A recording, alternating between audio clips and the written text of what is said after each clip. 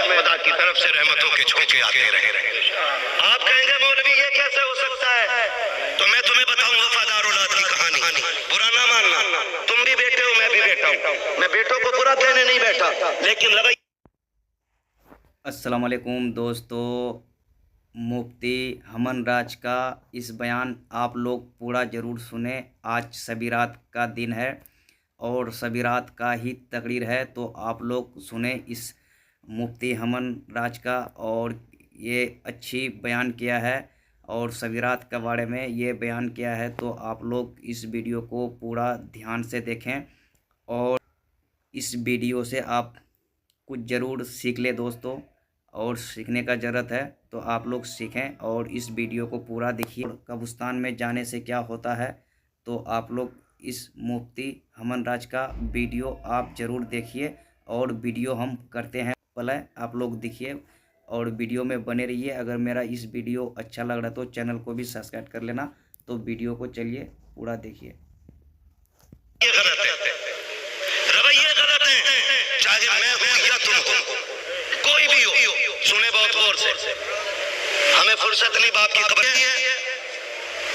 अल्लाह ने साल में 2 रातें बहुत बड़ी अता फरमाई। एक रात को शबे कद्र कहा जाता है, दूसरी रात को शबे बरात कहा जाता है। ठीक है जी, ये दोनों रातें बड़ी रातें। समझ गए ना इतनी बात? हमारे यहाँ उसूल क्या है, नूर भाई शबे कद्र आ जाए या शबे बरात, हमारा सारा नौजवान एक्टिव हो जाता है। अच्छी बात है, होना चाहिए, अच्छी बात है, एक्टिव होना चाहिए। लेकिन एक्टिव किस लिए होती हो? मौलवी ने कह दिया कि ये शब्बेदारी करना, ये रत जगह, इन रातों में जागना, तो हम सिर्फ जागने को है नहीं बात समझ। जागना क्यों है इससे मतलब नहीं। जागना क्यों है दोस्तों, तो और इस वीडियो में आगे भी आपको सुनाएंगे। तो जागना किस लिए है हमको? अगर सवेरात का दिन होता है या रात होता है तो हमको जागना क्यों है, किस लिए जागना है? जागने का भी कोई रीज़न तो होना चाहिए हम लोग के पास कि क्यों जाग रहे हैं, क्या करने के लिए हम लोग जाग रहे हैं। सिर्फ जागने से हम लोग को नेकी हासिल नहीं मिलने वाला है दोस्तों, क्योंकि हम लोग जागने के लिए हम लोग को इबादत करना पड़ेगा, मस्जिद में जाना पड़ेगा, वहाँ पे जो है कि कुछ तस्वीरें गिनना पड़ेगा और वहाँ पे जाके हमको नमाज भी पढ़ना पड़ेगा, तभी जाके हमको जागना और तभी हम कुछ हासिल कर पाएंगे, कुछ पाएंगे। तो इसी तरह का बयान है। अभी इस वीडियो को पूरा आप लोग सुनिए और कब्रिस्तान जाने का बाद क्या होता है तो उसका बारे में आप सुनिए, और मोमबत्ती जलाने से कब्रिस्तान में क्या होता है तो उनका बारे में भी और मुफ्ती साहब का बयान में सुनिए। जागना, गप्पे लड़ाएंगे, बातें करेंगे, गेम खेलेंगे, मोबाइल चलाएंगे, और जिसे अल्लाह ने थोड़ा बहुत खनिया दे दिया है ना, वो टंकी फुल कराएगा और चाबी लगाएगा फुल एक्सेलरेटर के हाईवे से, एक चक्कर इधर का एक उधर का, आधी रात का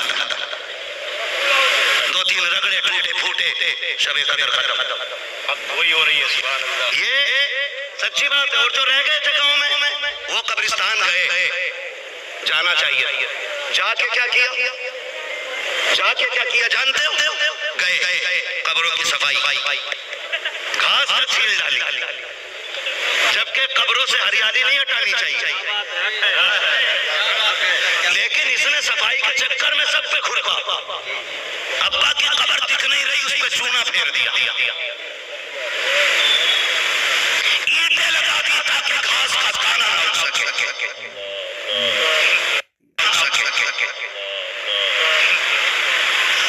सुने मेरी बात कान खोल के, और कोई मुझे वहां भी ना समझे। खुदा का शुक्र है मैंने सुन्नी बाप के घर में जन्म लिया है और सुन्नियों के कदमों में रह के जिया। ये ख्याल रखिए, खुदा का शुक्र है मेरे उस्तादों में ताजुल शरीया आते हैं, मेरे मुर्शिद भी ताजुल शरीया हैं, और मैं जिस बाप का बेटा हूं वो मेरे मुफ्ती आजम का खलीफा है। मैं किसी कच्ची नस्ल से ताल्लुक नहीं रखता। खुदा का शुक्र है, कान खोल के सुने, चूना फेर दिया, ईंटें रख दी, अब्बा की कब्र यह है। ओ भाई, कम से कम घास उगने की जगह तो छोड़ देते ताकि कि तुम्हें फुर्सत न मिलती तो ये हरे पौधे ही तेरे बाप के लिए मगफिरत का सबब बनते रहे। खुरपा चलाया, चूना फेरा, और कई कहते जनरेटर लगाओ चंदा करो, है नहीं? क्यों? आ गया दोस्तों अब उसी बयान पे जो हमने बताए थे कि मोमबत्ती जलाना कब्रिस्तान में क्या होता है। तो हम लोग जनरेटर करते हैं, जनरेटर करके पूरा बत्ती लगाते हैं, क्योंकि कब्रिस्तान तक हमको रोशनी मिलना चाहिए। वो रोशनी हम किसके लिए लगाते हैं? हम अपने लिए लगाते हैं, अपने लिए दोस्तों, उनके लिए नहीं जो कब्रिस्तान में लेटे हुए हैं, उनके लिए हमने मोमबत्ती नहीं लगाते हैं। अगर हमने कब्रिस्तान में अगर मोमबत्ती जलाते तो हम लोग कितना गुनहगार होते हैं। तो चलिए सुनिए, वीडियो में पूरा सुनिए। कब्रिस्तान में रोशनी करनी है, इतनी अगरबत्ती पूरे साल नहीं बिकती जितनी तनहा शबे कदर में बिक जाती है।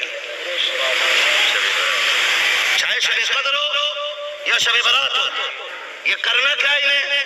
मुट्ठी भर अगरबत्ती ली और अब्बा के सीने पे ठोक दी। पूछो इन उलमा से, क्या शरीयत कब्र पे अगरबत्ती लगाने की इजाजत देती है? आग को कब्र से दूर रखो और तुमने अब्बा के सीने पे ठोकी जाते, क्या फायदा? क्यों? अगर लगा ही देते अल्लाह के बंदे, पहली बात तो दूर लगा, कब्र से हट के लगा, लगानी भी है। अगर लगा भी रहे हो, मैं कह रहा हूं लगा भी रहे हो तो कब्र से हट के लगा, पहली बात। दूसरी बात, रोशनी लगाई। अब लाइट लगाने के बाद लोग उसकी मजे लेने जा रहे हैं। यार देख तो सही कब्रिस्तान में कितनी जगमग जगमग है। बेटा खड़े होकर किनारे से कह रहा, वो देख मेरे अब्बा की कब्र दिख रही है, वो देख मेरी माँ की कब्र दिख रही है, वो जिस पे सोना है वो मेरे अब्बा की कब्र है, वो जिस पे सफेद ईंटें लगी है वो मेरी माँ की कब्र है। तुम जब उन पर ईंटें लगा के आते हो, अंदर से बाप की चीख की आवाज हमारे कानों तक नहीं आती। वो कहता मेरे लाल बता तो सही, तू मेरी कब्र पे सुबह से खड़ा रहा है, क्या किया है तूने अब तक? तुम कहते तो सुन लिए दोस्तों, जो मरे हुए तुम्हारा पापा है या चाहे जो भी है, उनको कितने अजाब मिल रहा है, कितना उसने चीख पुकार रहा है, लेकिन उनका आवाज़ आपको कान तक नहीं आता है, क्योंकि उनका आवाज़ आप सुन नहीं पाओगे। ठीक है दोस्तों, क्योंकि आप जो बोल रहे हैं हम लोग सुन रहे हैं, लेकिन वो बोल रहा है तो हम लोग नहीं सुन पा रहे कि उनको ऊपर क्या अजाब आ रहा है और उनका ऊपर क्या होने वाला है। तो हम लोग तो मज़े से अपना बत्ती बुत्ती लगा के पूरा जगह जगमगा देते हैं। तो इस तरह से नहीं करना चाहिए। चलिए वीडियो पूरा देखिए और आगे समझिए कि क्या बोल रहा है। मैंने लाइट लगाई है, बल्ब लगाया है, अंदर से पूछता बता इस बल्ब का अंदर क्या फायदा? ये उजाला तुझे दे रहा है, मुझे कोई फायदा नहीं। अगर मुझे उजाला देना था, ऊपर बल्ब लगाता ना लगाता, आकर खड़े होकर के सूर्य फातिहा पढ़ के मेरी रूह को बख्श देता, ऊपर भले ही अंधेरा रहता, लेकिन कुरान की बरकत से मेरी कब्र में उजाला कर दिया जाता। हमने बाहर बल्ब लगाना सब कुछ समझा, जबकि अंदर का उजाला बल्ब से नहीं, कुरान की तिलावत से होगा। किस चीज से होगा? तो ये जाएंगे भी तो बाहर से बल्ब लगा के बाहर आएंगे, या तो पढ़ेंगे नहीं या पढ़ना आता ही नहीं होगा कुरान शरीफ। इसलिए आखिरत का इंतजाम करो, तैयारियां करो आखिरत की, कोई बचाने वाला नहीं। ये हजूर आ जाइयो, जनाजा पढ़ा लिया।